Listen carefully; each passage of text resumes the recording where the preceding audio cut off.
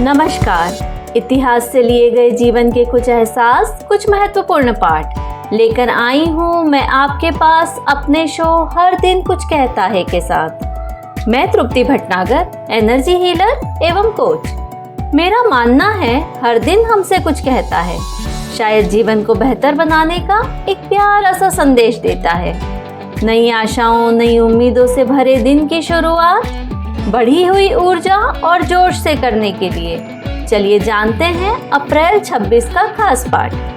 विश्व बौद्धिक संपदा दिवस या वर्ल्ड इंटेलेक्चुअल प्रॉपर्टी डे हर साल 26 अप्रैल को होता है। व्यक्तियों के दिमागी उत्पाद बौद्धिक संपदा और उनसे जुड़े अधिकार ही बौद्धिक संपदा अधिकार कहलाते हैं। इसमें साहित्यिक रचना, शोध, आविष्कार आदि शामिल हैं। माना जाता है कि जिस इंसान की मेहनत से ये रचनाएं बनी हैं, सबसे पहले इस पर उसी व्यक्ति का हक होना चाहिए। ये अधिकार 5 प्रकार के होते हैं।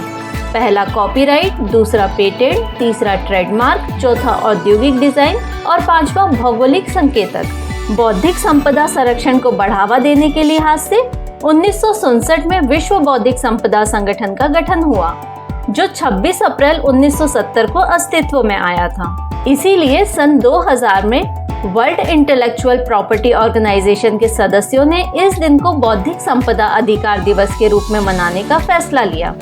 इसका उद्देश्य पेटेंट, कॉपीराइट और ट्रेडमार्क के बारे में जागरूकता बढ़ाने और जानने कि ये कानून हमारे दैनिक जीवन को और देश को आर्थिक रूप से खोने से बचाने में कैसे मदद करते हैं। बौद्धिक संपदा की चोरी से हर साल अमेरिका को करीब 225 अरब डॉलर से 6000 अरब डॉलर तक का नुकसान होता है।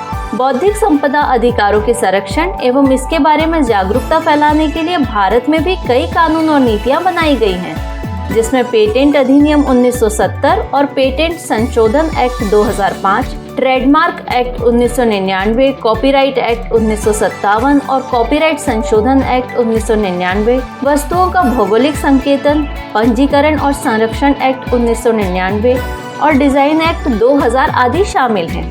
इसके अलावा 12 मई 2016 को भारत सरकार ने राष्ट्रीय बौद्धिक संपदा अधिकार नीति को भी मंजूरी दी थी, जिसके जरिए भारत में बौद्धिक संपदा को संरक्षण और प्रोत्साहन दिया जाता है। भारत ने हाल ही में जारी अपने समग्र अंतर्राष्ट्रीय बौद्धिक संपदा स्कोर में 38.4% से 38.6% तक सुधार किया है, जिससे भारत अंतर्राष्ट्रीय बौद्धिक संपदा सूचकांक 2022 में 55 देशों में से 43वें स्थान पर पहुंच गया है। और अंत में, क्या आप जानते हैं 26 अप्रैल 1841 को बॉम्बे गैजेट ने सिल्क पेपर पर छपाई शुरू की थी।